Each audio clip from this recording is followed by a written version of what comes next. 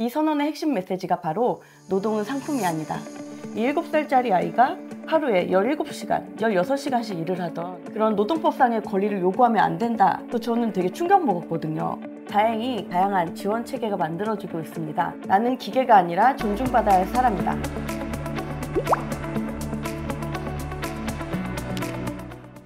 안녕하세요 여러분. 오늘 여러분과 함께할 MC 자칭 프로 알바러 장선재입니다. 여러분 혹시 이 장면 보신 적 있으신가요? 영화 모던 타임즈, 산업화 시대를 풍자한 명작이죠. 여러분 이게 정말 옛날 얘기일까요?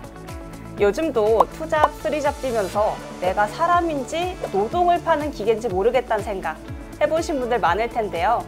노동하는 사람으로서 꼭 가져야 할 권리, 그리고 그걸 지키는 방법은 무엇일까요?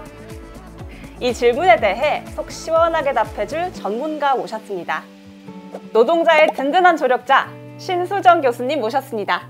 안녕하세요. 네, 안녕하세요. 대전대학교 인권센터에서 근무하고 있는 신수정입니다. 나는 기계가 아니라 존중받아야 할 사람이다. 이 말에 공감하신다면 오늘 이 영상 끝까지 봐주시길 바랍니다. 벌써 흥미진진한데요. 근로자라면 꼭 알아야 할 노동법 이야기, 핵심만 콕 짚어주실 거죠? 네, 그렇습니다. 오늘 우리가 함께할 이야기는 단순한 법조항이 아닙니다. 여러분이 일터에서 스스로를 지키고 더 당당해질 수 있는 방법을 찾는 시간이에요. 노동은 상품이 아니라는 말, 오늘 그 의미를 제대로 이해해 보도록 하겠습니다. 네, 좋습니다. 먼저 키워드로 노동법 이야기 풀어볼 텐데요. 교수님이 준비하신 키워드, 필라델피아입니다. 저는 필라델피아 하면 크림치즈가 떠오르는데 네. 이 필라델피아가 노동법과 어떤 관련이 있을까요? 네, 필라델피아 크림치즈 저도 어젯밤에 와인과 함께 먹고 왔는데요. 여기선 크림치즈 대신에 1944년에 국제노동기구 ILO에서 채택한 필라델피아 선언을 떠올려야 합니다. 이 선언의 핵심 메시지가 바로 노동은 상품이 아니다 이거든요. 노동은 상품이 아니다. 그때 왜 이런 선언이 필요했던 거죠? 세계사 보면 1차 세계대전 기억은 나시죠? 그 시기는 산업혁명 이후에 이제 세계가 자본주의화가 빠르게 진행되던 시기였고 노동자를 하나의 부품처럼 바라보는 사회적 분위기가 만연해 있었고요. 필라델피아 선언은 이런 흐름에 제동을 건 선언이라고 할 수 있습니다. 그러니까 노동자는 단순한 생산수단이 아니라 존엄성과 권리를 가진 인간이다 라고 선언을 한 거죠. 한마디로 사람은 사람답게 일해야 한다 이 말이네요. 그쵸. 당시 사람들은 왜 노동을 상품처럼 생각했던 걸까요? 그 당시의 노동이 상품처럼 취급됐던 가장 큰 이유는 시장경제의 논리에 있습니다. 노동을 단순히 비용으로 바라보면 기업 입장에서는 얼마나 저렴하고 얼마나 효율적으로 이용할 수 있을까만 생각하게 되거든요. 이렇게 생각하면 사람을 사람이 아니라 도구로만 바라보게 되기 때문에 되게 위험하게 됩니다. 더 적은 돈으로 더 많은 일을 시키는 게 더 합리적인 선택으로 보이기 때문이죠. 실제로 산업혁명 당시 초기에는 7살짜리, 제 조카가 7살인데 이 7살짜리 아이가 하루에 17시간, 16시간씩 일을 하던 그게 당연하게 받아들여지는 시기가 있었습니다.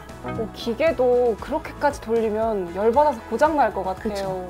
선생님 그럼 우리는 노동을 어떻게 이해해야 할까요? 자신의 가치를 실현하기 위해서 하는 활동이라는 측면에서 생각을 해야 됩니다. 그렇지 않고 단순히 노동을 돈 받고 하는 행위로 취급을 하면 결국은 사람의 가치를 폄훼하게 되고 사회 전체의 불평등이 심화되고 노동자의 존엄성 자체도 훼손될 수밖에 없거든요. 우리 주변에도 이 노동을 상품처럼 취급하는 경우가 있을까요? 여러분이 어제 침대에 누워서 뭐 시켜 먹을까 하고 열어봤던 배달앱, 그 배달앱에서 배달에다 주시는 분들이 대표적인 플랫폼 노동자라고 할 수 있고요.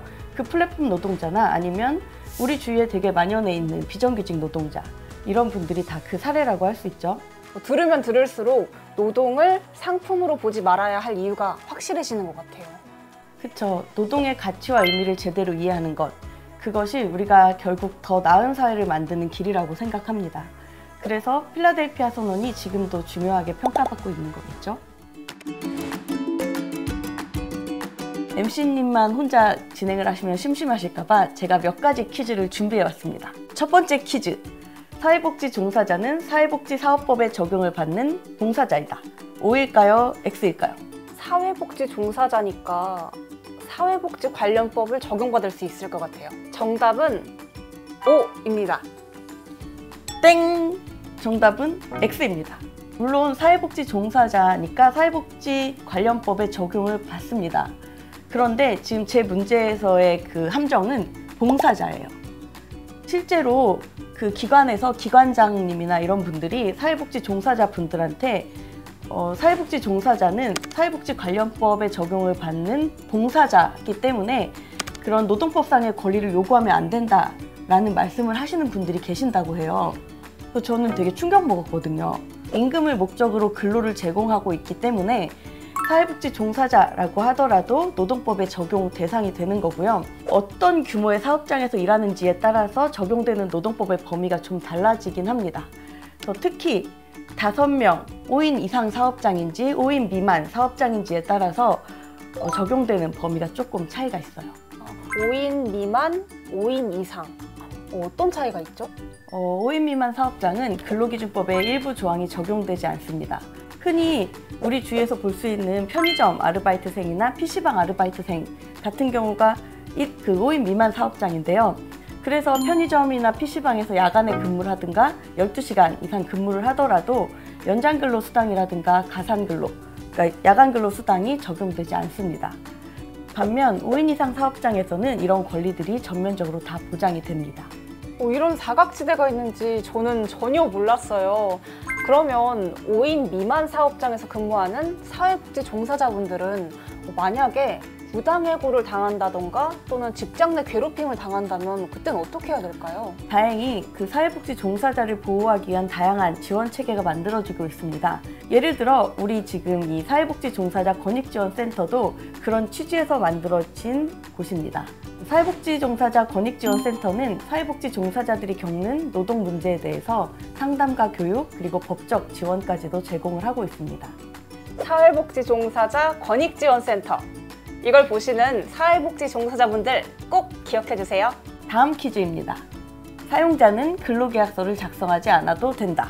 O일까요? X일까요? O? 정답은 X입니다. MC님은 근로계약서 작성하지 않고 일하신 적 있으세요?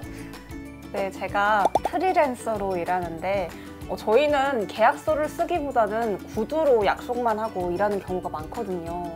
그래서 안 써도 되는 줄 알았어요. 그럼 오늘도 안 쓰셨어요? 아니요, 오늘은 썼습니다. 사회복지 종사자 권익지원센터는 프리랜서도 계약서를 쓰더라고요. 처음이세요? 네. 프리랜서는 근로자가 아니라 사업자로 보는 경우가 있기 때문에 프리랜서의 경우에는 근로계약서를 안 쓰는 경우도 있긴 합니다. 반드시 사용자는 근로계약서를 서면으로 작성하고 그리고 교부를 해야 할 의무가 있는 거죠. 근로계약서는 단순한 종이 한 장이 아니라 근로자의 권리를 보호하는 가장 기본적인 장치입니다. 그러니까 문제가 없이 평생 행복하게 살다가 가면 되게 좋은데 그게 아니라 문제가 생겼을 때 그 임금이라든가 근로시간이라든가 휴가라든가 이런 게 가장 중요한 근로조건이잖아요. 만약에 사용자가 이를 어기고 근로계약서를 작성하지 않았다면 이건 근로기준법 위반에 해당하고요. 처벌을 받을 수가 있습니다. 저는 계약서 작성을 안 해도 그냥 급여만 받으면 된다고 생각했어요. 그렇죠. 급여만 잘 들어오면 이제 별 문제 없고 괜찮다고 생각을 하는데 문제는 문제가 생겼을 때 문제가 되는 거거든요. 임금이 안 들어왔을 때 이제 증빙하기가 어려워지죠. 결국 계약서는 내 권리를 지킬 수 있는 첫걸음이라고 생각하면 되겠네요. 그렇죠. 현장의 생생한 사례로 나의 노동권에 대해 알아보는 시간, 현장 책입니다. 오늘은 사회복지 종사자들이 현장에서 겪는 생생한 사례들을 통해 우리가 노동권을 어떻게 보호받을 수 있을지 알아보겠습니다. FC 사례인데요. FC는 일을 시작한 지 6개월이 되었지만 근로계약서를 작성하지 않았다고 합니다. 상사에게 계약서를 쓰지 않으면 문제가 되지 않느냐고 물어봤지만 우리 기관은 그런 거 없어도 괜찮다라는 답변만 들었다고 해요. 이후 FC는 휴가 사용 문제와 급여 지급에서 갈등이 생겼는데 근로계약서가 없어서 근로조건을 입증한 방법이 없는 상황입니다. 근로계약서를 안 쓰면 이렇게까지 문제가 커질 수 있는 거네요. 선생님, 그럼 FC는 어떻게 대처를 했어야 될까요? FC는 먼저 근로계약서 작성 요구를 공식적으로 전달을 했어야 했고요. 만약에 그럼에도 불구하고 작성이 거부됐다면 고용노동부에 신고하거나 사회복지종사자 권익지원센터에 도움을 요청해야 했습니다. 또 계약서가 없더라도 출퇴근 기록이라든가 급여 명세서, 업무 내용, 메일 등을 모아서 증거 자료로 활용할 수 있는데 이를 통해서 근로조건을 입증하고 이제 문제를 해결할 수가 있게 됩니다. 근로계약서가 내 권리를 지키는 첫걸음, 다시 한번 느꼈습니다. 네, 오늘 배운 내용을 한 줄로 정리해보는 시간. 제가 오늘 느낀 건 5글자로 표현할 수 있을 것 같아요. 노동은 권리. 내 권리는 내가 챙기지 않으면 아무도 챙겨주지 않는다는 걸 깨달았습니다. 선생님, 마지막으로 오늘 주제에 관한 한 줄 평 부탁드릴게요. 노동법은 여러분의 권리를 지키는 필수 무기다. 노동법은 기본적으로 사용자와 근로자가 대등하지 않다는 데에서 출발을 합니다. 기본적으로 사용자보다 경제적, 사회적 약자인 근로자를 보호하기 위해서 만든 법이 노동법입니다. 여러분의 권리를 지키는 든든한 도구가 되는 게 노동법입니다. 이것을 알고 적극적으로 활용을 하는 게 중요합니다. 네, 오늘 이야기가 여러분이 노동권을 더 잘 이해하고 또 스스로를 잘 지킬 수 있는 계기가 되었길 바랍니다. 오늘 함께 해주셔서 정말 감사합니다.